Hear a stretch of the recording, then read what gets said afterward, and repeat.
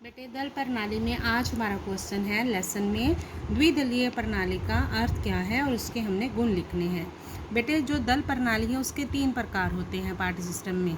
कई देशों में एक दलीय प्रणाली होती है जिसमें सिर्फ एक ही पार्टी होती है।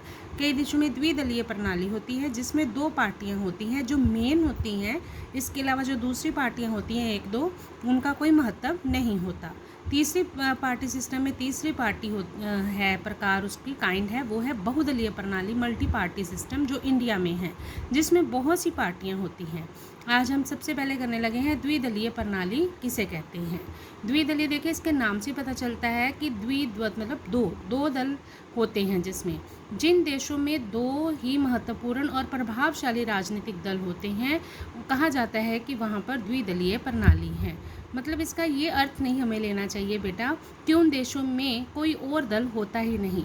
होते और भी हैं छोटे छोटे दल जो कम महत्वपूर्ण दल होते हैं, लेकिन उन दलों का जनता में कोई महत्व नहीं होता सिवाय इन दोनों दलों के बाकी दलों की इतनी इम्पोर्टेंस नहीं होती।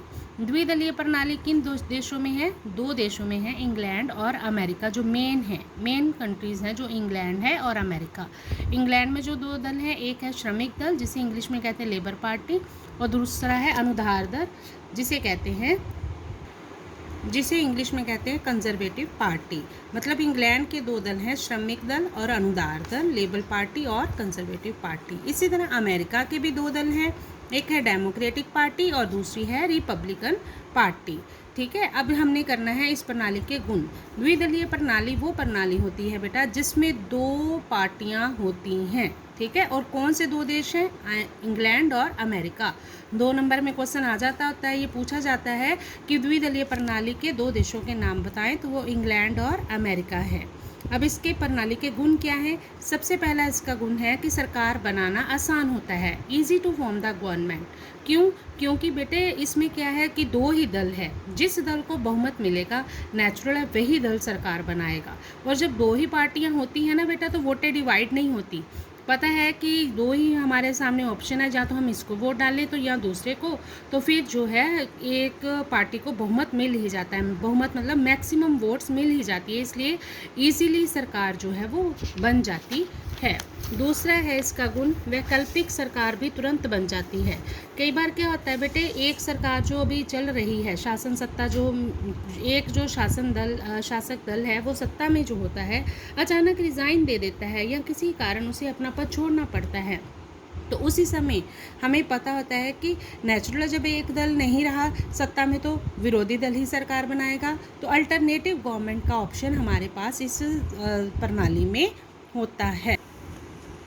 हाँ, तो वैकल्पिक सरकार आसानी से बन सकती है, लेकिन ये बात है बेटा कि ऐसी सरकार अधिक समय तक स्थिर नहीं रह सकती। उसे जल्दी ही संसद के निम्न सदन में अपने बहुमत का समर्थन प्राप्त करना होता है। मतलब विधानमंडल के निम्न सदन में बहुमत, जैसे हमारे यहाँ विधानमंडल का निम्न सदन लोकसभा है, तो उसे वहाँ पे अपना बहुमत सिद्ध करना होता है, तभी वो आके गवर्नमेंट जो है काम करती है। तीसरा है मजबूत विरोधी दल, स्ट्रॉन्ग ऑपोजिशन पार्टी होती है। जैसे मैंने अभी कहा कि एक दल जो है बहुमत प्राप्त करके वो सत्ता में आ जाता है तो दूसरा दल उसका विरोधी दल बन जाता है। जब दल ही 2 है तो जो दूसरा विरोधी दल है ना उसे हमेशा ये आस होती है कि कब इस दल की सरकार जाएगी और मैं सत्ता में आऊँगा, इसलिए वो मजबूती से उस सरकार द्वारा किए जाने वाले हर काम की आलोचना करता है और कोशिश क्या करता है, जनता को अपने पक्ष में करने की। इस प्रणाली में जो विपक्षी दल होता है ना आलसी नहीं बनकर रह सकता, वो चुप नहीं रह सकता, क्योंकि उसे ये मालूम है कि अगर जनता को अपने पक्ष में करेगा तभी अगले चुनावों में वो सरकार बनाने के योग्य हो पाएगा। तो स्ट्रॉन्ग ऑपोजिशन पार्टी होती है कौन सी प्रणाली में? द्विदलीय प्रणाली में। 4th पॉइंट है जिम्मेदारी आसानी से निश्चित की जा सकती है, responsibility can be fixed easily. इसमें कैसे जिम्मेदारी फिक्स की जा सकती है बेटा? क्योंकि 2 ही सरकारें हैं, 2 ही पार्टियां हैं, ठीक है ना। तो जो एक दल है सत्ता दल है तो दूसरा दल जो है वो विरोधी दल है। जो सत्ता में है दल वो शासक दल है, उसने अगर अपने कामों को अच्छी तरह से नहीं किया तो लोगों को पता है कि वो अपने गलत कामों के लिए किसी और को उत्तरदायी नहीं ठहरा सकता। और अगर जो विपक्षी दल है उसने कोई गलत काम किया तो वो भी जिम्मेदारी दूसरे पर निश्चित नहीं कर सकता। लेकिन क्या होता है बेटे, जहाँ पे मल्टी पार्टी सिस्टम होता है ना वहाँ पे जो बहुत सारी पार्टियाँ मिलकर सरकार बनाती है, तो ऐसे समय में अगर अगर सरकार से कोई गलत काम हो जाए ना तो वो एक दूसरे को जिम्मेदार ठहराती हैं, जो द्विदलीय प्रणाली में संभव नहीं है। द्विदलीय प्रणाली में जिम्मेदारी फिक्स होती है। ओके बेटा।